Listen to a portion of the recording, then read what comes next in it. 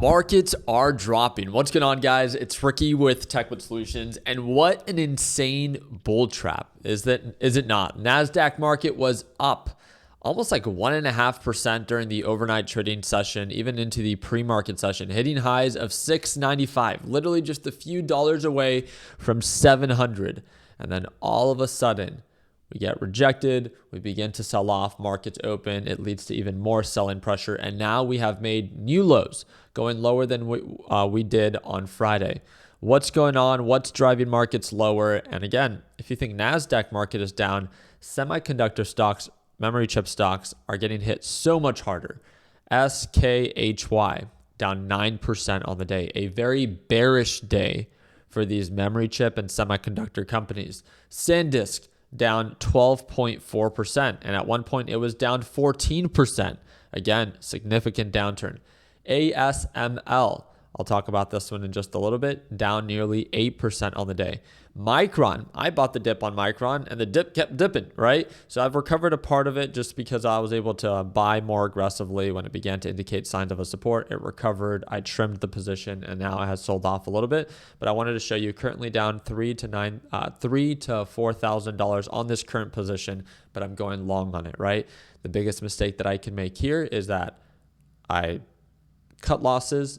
That's not the mistake. Trimming the position or cutting losses, that's never, in my opinion, the wrong thing to do.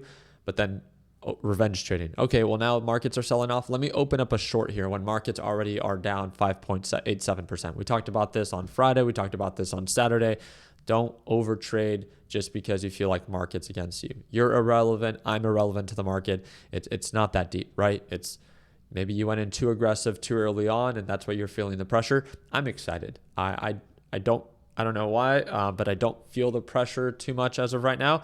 I don't want to lose more than $5,000 on the day. But with that being said, it's such an oversold reversal that I'm just waiting for indication of a slight recovery so I can really begin to step on the gas.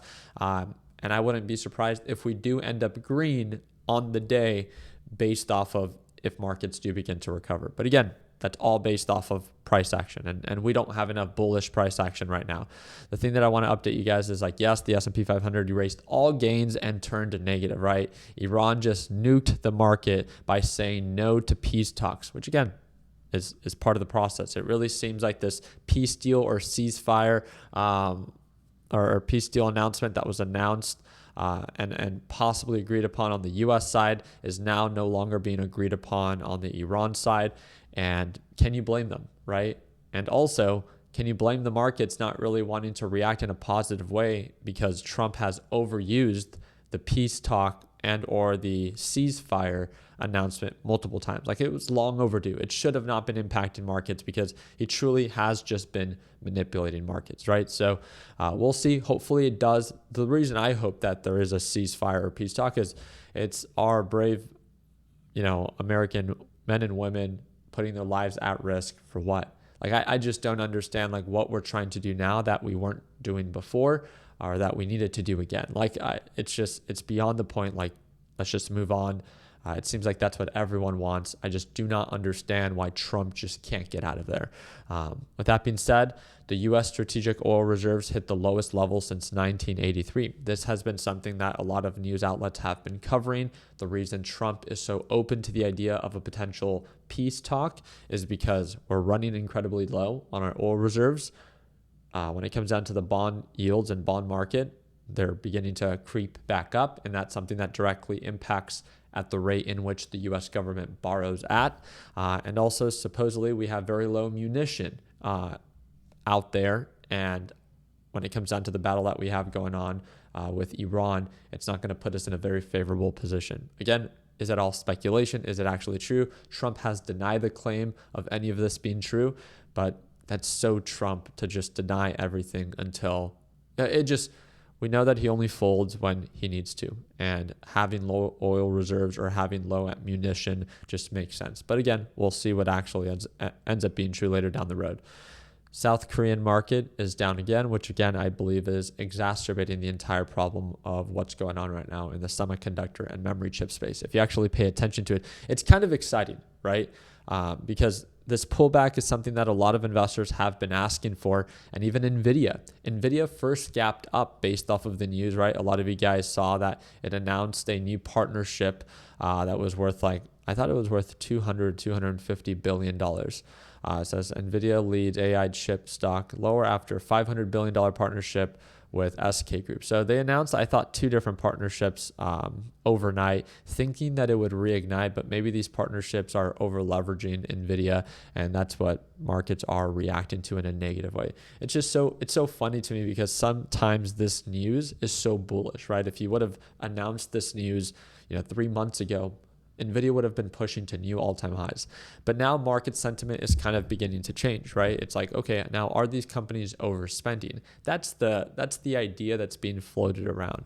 So I want you to pay attention to how sentiment is so important, how one news can act as a negative catalyst today, but just a few months ago, it could have been positive, and vice versa. Sometimes it could be negative today and then maybe positive later down the road. And I think this is a really important part to acknowledge when it comes down to trading in these public markets, is that sentiment is always changing. And it is your job as a trader, as an investor, to be kept up to date with what these sentiments are, to know, right? You'll never be able to predict the markets, but you'll be able to understand when to be aggressive and maybe when to be more conservative.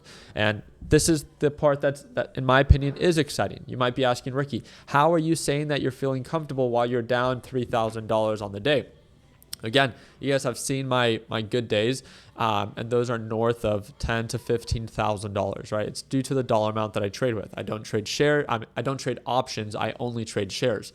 With that being said, I'm buying the dip on a very relevant and valuable company, in my opinion. I didn't buy so much that I can't tolerate the downturn. I didn't buy so much that I can't add more. I'm not using leverage. I'm not in a stressful position because I didn't put myself in one. That is the question to ask yourself. If you are buying or shorting, whatever it is that you're choosing to do in this market, does it actually align with your intention and with the timeline that it might take for this opportunity to fulfill itself, right? We cannot determine how long it's going to take for markets to recover. Remember, we have a really big week this week. We have Microsoft and Meta and Robinhood, Apple and Amazon all reporting earnings this week. If you think markets are bad now, who's to say that it can't get worse? What if we continue to attack in the Middle East, right? What if bond yields continue to rise higher? What if inflation concerns continue to present itself? And if I'm not mistaken, let me double check. I'm going to have to refresh this. Scroll all the way down to our economic calendar. It is the 27th. Let's go. If I'm not mistaken, let me double check. Yep, FOMC rate decision on Wednesday. There is a lot of volatility that's likely to present itself. So I think this is just another great reminder that never sell yourself the idea that it can't get worse, and that's why you're buying the dip aggressively. I would say that that's one of the biggest mistakes that you can make as an investor and even as a trader. You cannot predict the future. Stop pretending like you can. Your job is to work with the market and to take advantage of opportunities that you value. There's nothing wrong with that. You can and will be wrong along the way. But all that matters is that you can tolerate being wrong until you are right. And that you don't make it worse for yourself by adding more to a wrong position instead of maybe trimming and or waiting for confirmation for it to be favorable. That's the exciting part. So again, I'll do my part in continuously keeping you up to date. I wanted to celebrate the people that decided to short the market. Congratulations to you, right? A lot of you guys know that we've been shorting.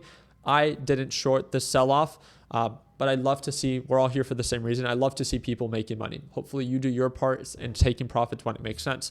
And for those that are choosing to buy the dip, understand you have different intentions, right? Kind of like myself. I bought the dip on Micron. I'm getting really excited that I see a lot of recovery potential, but it might take some time. Can you tolerate the time that it might take for it to recover? If you feel stressed, that is your fault, not the market's fault. That is your fault for going in too aggressive, too early on. Do something about it. You don't have to change your intention or change your plan. It's just maybe change the aggressiveness of how much of a position you choose to take on early on. And again, that's the exciting part. It looks like we're seeing a pretty nice push here on Micron. So again, all I've been doing is anytime that it rips up a little bit higher, I'll trim my position. And then as it sells off a little bit lower, I add a little bit more. But I'm working with the same dollar amount. I'm not adding more to it. I'm working with the highs and I'm working with the lows. Slowly chipping away at my loss, but most importantly, also lowering my average purchase price. It's, in my opinion, the best of both worlds. Again, these are concepts that we talk about within our LPP lesson library.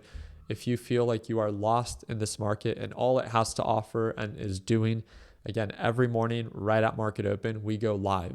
So you get to watch me trade live. We get to watch the market react. Every good trade, every bad trade. You get to see it all happen live.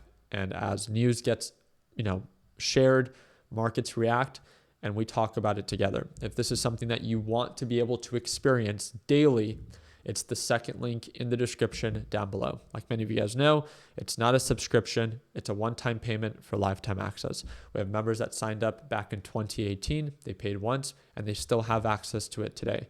Let me make it very clear. You can learn everything about trading and investing in the market on your own. And I have over 5,000 free videos on YouTube. If you want to join LPP, it's not free, but also you get to watch these daily live sessions and you get structured content. Do you value that? And if so, again, it's the second link down below. Like always, let's make sure that we end the year on a green note. Take care, team.